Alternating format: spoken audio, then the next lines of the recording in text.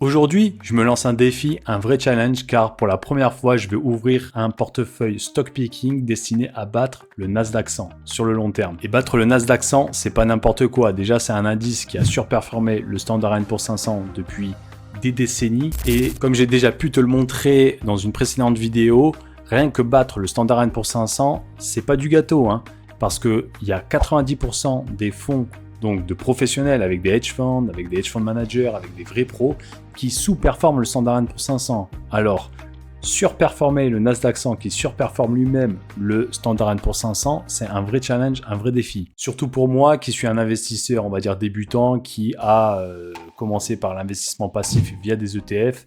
Là, pour la première fois, j'ai envie de pimenter un peu mon expérience d'investisseur en ouvrant à côté un portefeuille stock picking pour donc du coup battre le Nasdaq 100 sur le long terme. Et donc du coup dans cette vidéo on va voir deux parties. La première partie ça va être quel courtier j'ai choisi pour pouvoir mettre en place ce nouveau portefeuille. Et tout simplement dans la deuxième partie on verra comment je vais investir ces 1000 € sur quels actifs précisément. Mais avant de commencer, moi je me présente, je suis Maxence, ingénieur en informatique de formation, et ce que je veux faire avec cette chaîne c'est tout simplement allier mon fort attrait pour la finance ainsi que mon expérience, parce que ça fait donc bientôt 2 ans que j'investis, avec mes capacités techniques qui permettent donc grâce à la programmation d'associer de la donnée fiable, réelle et chiffrée afin de prendre les meilleures décisions pour éviter de perdre de l'argent et donc d'essayer d'en gagner. C'est aussi l'occasion pour moi d'essayer de partager mon expérience, comme là je vais le faire avec cette vidéo où je vais investir 1000 € en live, on va dire, parce que je les ai toujours pas investis, donc c'est durant cette vidéo que je vais le faire. Et donc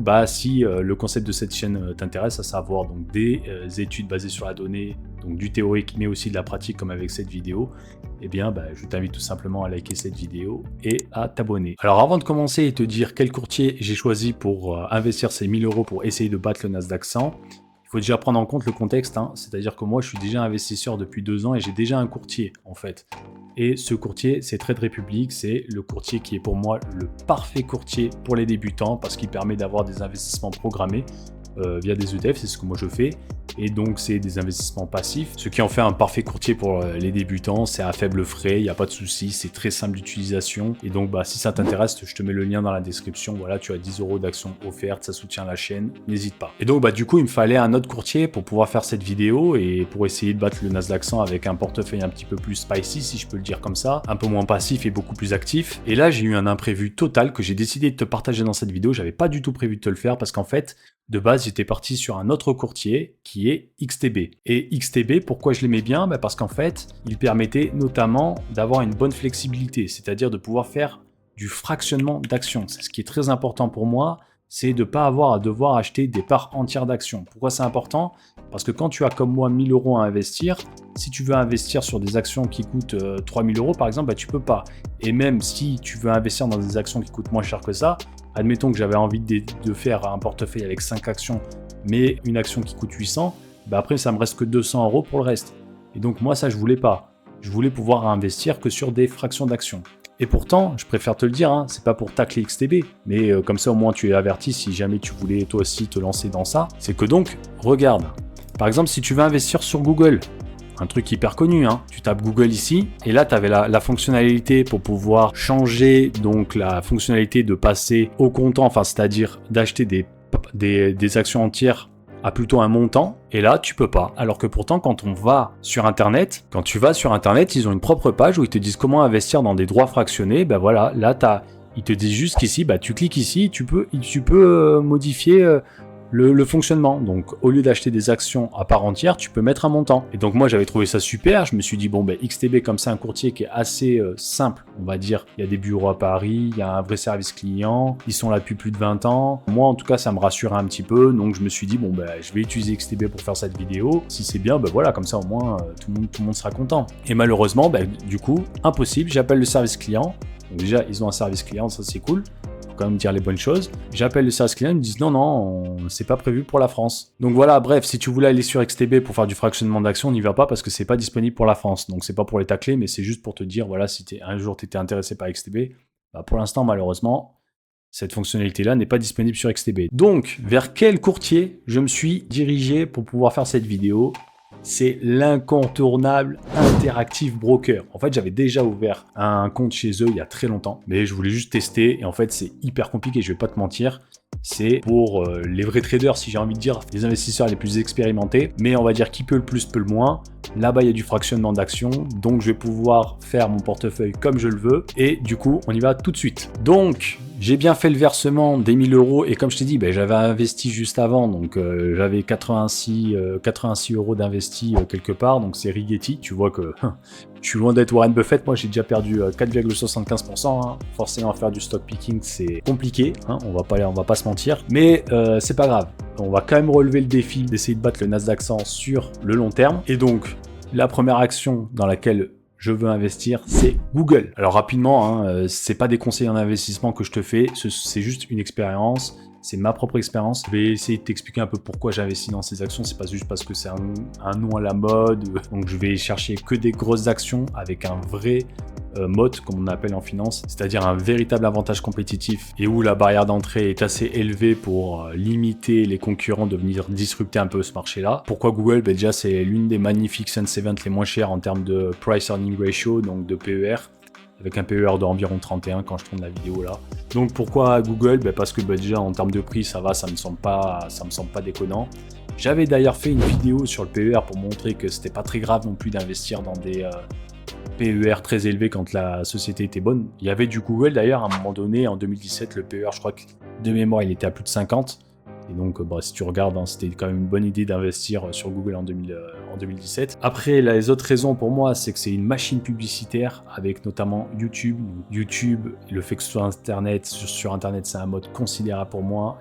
Toutes les pubs veulent aller sur YouTube. Ensuite, ils ont une partie cloud avec Google Cloud Platform, GCP. Donc, ils leur permettent d'avoir des bons revenus. Ils ont une innovation à la pointe, hein, parce qu'ils ont commencé à bien travailler sur le quantique. Donc, j'imagine que quand le quantique va bien se développer, et ça peut être carrément la prochaine grosse révolution technologique comme Internet, comme l'intelligence artificielle dans les prochaines années, eh bien, tu auras le quantique qui va émerger. Et là, Google sera déjà bien positionné là-dessus. Donc, voilà quoi je veux investir dans Google. Alors, comme tu vois, hein, je te mens pas, hein, Interactive Broker, c'est quand même assez complexe. Hein. Comme tu peux le voir, là, j'ai tapé Google, j'ai 3 Google qui sortent. Bon, on va aller sur le Nasdaq, action, paf. Et là, comme tu vois, on peut saisir un montant. En dollars, j'en veux à peu près pour 200 $. Comme tu peux le voir, ça me fait pas tout à fait une action, ça me fait 0,6 actions à peu près. Donc le type d'ordre, c'est au marché, c'est-à-dire moi je m'en fiche si le prix varie là en intraday, je m'en fiche, hein, je l'achète au marché. Voilà, et paf, j'achète. Allez, paf, j'achète. Donc là, tout de suite sur mon portefeuille, comme tu peux le voir maintenant, on peut voir que effectivement j'ai 4 actions Rigetti, mais j'ai 0,6 actions Google. Il me reste 851 € pour investir et donc on va passer à la deuxième action. Et la deuxième action, ça va être tout simplement Meta. Pourquoi Meta? Parce que pareil, un peu comme Google, hein, c'est un énorme moat déjà pour la présence sur les réseaux sociaux. Ils ont Instagram, ils ont Facebook, ils ont WhatsApp, c'est juste énorme. C'est une machine à publicité également. Il y a un forward price earning ratio d'environ 22, donc ça me plaît, c'est pas trop cher non plus. Et surtout, il y a quelque chose qui m'intéresse énormément chez eux, je vais te le montrer maintenant. Il y a eu un fait qui s'est passé en 2022. Donc, outre le fait qu'il y ait eu le bear market de 2022 qui a à peu près touché toute la tech, en fait, Meta ici ils se sont bien rétamés. Pourquoi? Parce qu'en fait, ils avaient misé sur le métaverse. Et en fait, pour moi, pourquoi cet échec est un très très bon signe pour moi, c'est parce qu'en fait, ils sont capables de pivoter rapidement. Ils sont capables de prendre des risques et ça n'a pas fonctionné et ils ont pivoté rapidement. Ils ont fermé le truc, ils sont passés sur autre chose. Et ça, une entreprise qui sait pivoter rapidement et se placer sur les tendances actuelles, c'est super important. Donc là, pareil, hein, tu as plusieurs méta, mais on va prendre le classe A Nasdaq. Achat, on passe en USD. Et là, pareil, 200 $. Donc ça me fait 0,30 parts. Et on se met au marché. On revient sur le portefeuille. On voit que maintenant, le portefeuille comporte toujours 3 positions avec Rigetti, mon ancienne position, mais Google et Meta. Il nous reste 680 € à placer. On y va. Alors, la troisième action que je vais mettre dans le portefeuille, c'est Microsoft. Ils sont présents un peu partout. Ils ont le cloud avec Azure. Ils sont toute la suite bureautique. Et on va dire que leur mot à eux, c'est que c'est un incontournable. Tu ouvres une société, tu es obligé d'être sur Windows. Pourquoi? Parce que si tu fais du B2B, en gros, si tu as par exemple un fournisseur, tu es dans la logistique, tu as besoin d'échanger des fichiers avec un autre avec un autre partenaire, bah, ça se fait avec des Excel. Ça se fait avec du Windows. Côté distribution, ce qu'ils sont capables de distribuer, par exemple, ils peuvent tester beaucoup d'outils, tout ce qu'ils ont avec le cloud et tout. Pour moi, c'est un incontournable, même avec les jeux vidéo, tu es obligé d'être sur Windows aujourd'hui. Donc voilà pourquoi Microsoft. Donc là, toujours pareil, même histoire, Microsoft Corp, Nasdaq. On va remettre 200 au marché, on achète. Voilà le portefeuille. Maintenant, il y a Meta, Microsoft, Google. Il nous reste 500 € à investir. Bon, et là, pour cette 4e action, je vais quand même sortir un petit peu de la tech parce que j'ai envie d'investir dans Berkshire Hathaway, l'entreprise de Warren Buffett, parce que je la considère un peu comme un ETF boosté qui a surperformé le Standard & Poor's 500 sur les 20-30 dernières années avec des dossiers assez complets. Hein. Tu sais, ils ont du Coca-Cola, ils ont du Apple. Et donc là, tu vois, Berkshire Hathaway, c'est marrant, mais en fait, ils avaient 2 classes d'actions, A et B, mais parce qu'en fait, la A, elle est tellement chère. Tu vois, pour acheter une action en classe A, c'est 708 000 $. Et donc c'est pour ça que tu as besoin des fractionnements d'actions. Parce que là sinon, si tu n'as pas de fractionnement d'actions, tu peux pas. Alors c'est pour ça qu'ils avaient fait la classe B avec une action un peu moins chère, mais même qui est quand même assez chère, je pense. Hein. Et donc voilà, là tu vois l'action B qui est quand même à 472 $. Et donc tu vois, bah, forcément, si je devais acheter une action en entière, je pourrais pas faire tout mon portefeuille que je voulais là. Donc c'est pour ça que le fractionnement d'actions, bah, c'est quand même très intéressant quand tu n'as pas des 15, 20, 50 000 à investir. Donc on y va. On se met en USD et pareil, là je mets 200. Donc voilà, à ce stade-là, on en est quand même à 4 actions. On a encore 340 € à investir.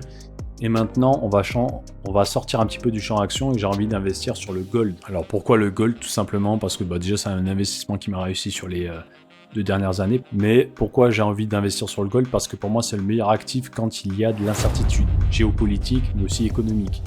Donc voilà, c'est une petite protection et comme il a bien performé sur ces 20 dernières années, il a même mieux performé que le Standard & Poor's 500, c'est quand même incroyable ça, et bah je me dis que ça vaut le coup d'avoir un petit peu ce métal jaune dans le portefeuille. Voilà, c'est une conviction profonde, pareil, hein, il n'y a pas vraiment de chiffres là-dessus, c'est juste de la conviction personnelle, du choix personnel. Donc là, t'as plein de lignes qui viennent et un ETC, donc un Exchange Traded Commodity. C'est ce qu'il faut choisir en général. Donc c'est vrai que, comme je te disais, Interactive Brokers peut paraître un petit peu compliqué, surtout pour les débutants. Et moi, je suis un débutant, hein, donc pour moi aussi, c'est compliqué. Mais ça va, j'arrive encore à m'en sortir. Donc là, on va passer à l'achat. Là, on achète en euros pour le coup. Pareil, je vais mettre 200 € là-dessus au marché. Donc là, il me dit qu'apparemment, le marché était enfermé. Bah, il sera pas lassé que demain matin. Et donc, il devrait nous rester à peu près 100 et quelques à placer. Et donc pour la dernière action qu'on va utiliser pour ce portefeuille pour essayer de battre le Nasdaq 100, ça va être tout simplement TSMC.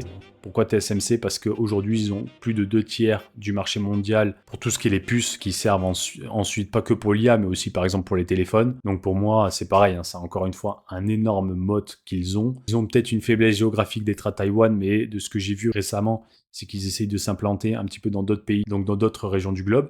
Donc ça pour moi c'est très intéressant. Et donc let's go, on va mettre sur TSMC. On va essayer de mettre 140, je sais pas si ça va passer. C'est passé et donc après normalement demain les 200 € devraient passer pour l'or. Donc voilà le portefeuille, hein. Donc du Facebook, du Berkshire Hathaway, du Microsoft, du TSMC, du Google, de l'or qui arrivera demain.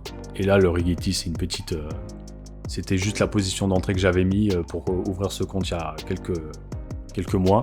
Donc du coup, bah, on verra bien si ce portefeuille surperformera le Nasdaq 100. Je ferai régulièrement, enfin pas tous les mois non plus, mais 2-3 fois dans l'année des bilans de ce portefeuille pour voir comment il se comporte. Ce sera l'occasion aussi pour vous de voir tout simplement les erreurs que j'ai fait avec ce portefeuille ou les bonnes idées que j'ai eues, hein, tout simplement, parce que ce portefeuille sera assez actif en réalité. Je vais potentiellement vendre certaines positions pour en acheter d'autres. L'idée c'est de vraiment tester, hein, c'est pas... réellement, je sais que je vais pas devenir riche en mettant 1000 balles sur un portefeuille et que demain je vais être millionnaire.